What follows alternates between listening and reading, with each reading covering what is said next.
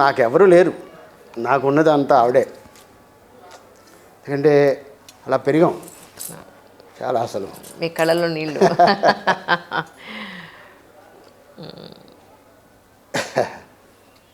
అంటే ఆవిడ పెంచింది ఇలా.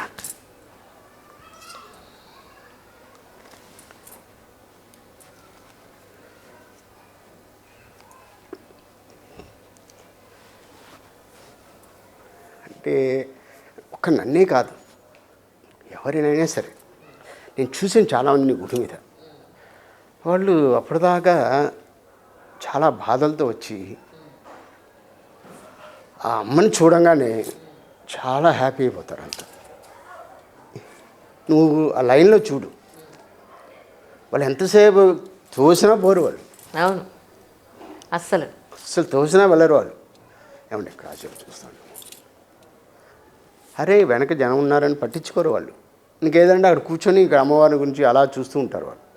అంటే నేను ఎందుకు ఇంతగా చెప్తున్నానంటే, అసలు ప్రతి ఒక్కరు కూడా అమ్మల గన్నయ్యమ్మ, ముగ్గురమ్మల మూలపుటమ్మ, చాలా పెద్దమ్మ.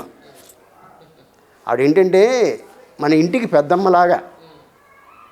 నేను భారతదేశం మొత్తం తిరిగా, ఎక్కడ చూసినా కూడా మన దుర్గా అమ్మవారి లాగా చక్కగా ఏదో మనం పలకరించినట్టే ఆవిడ. అంత మహిమాన్విత గల మహాశక్తి ఈవిడ అమ్మవారు. అమ్మవారి గురించి అసలు తెలిసిన మన కళ్ళమట్ట ఆనంద బాష్పాలు అలా వస్తుంటే అమ్మవారి దగ్గర.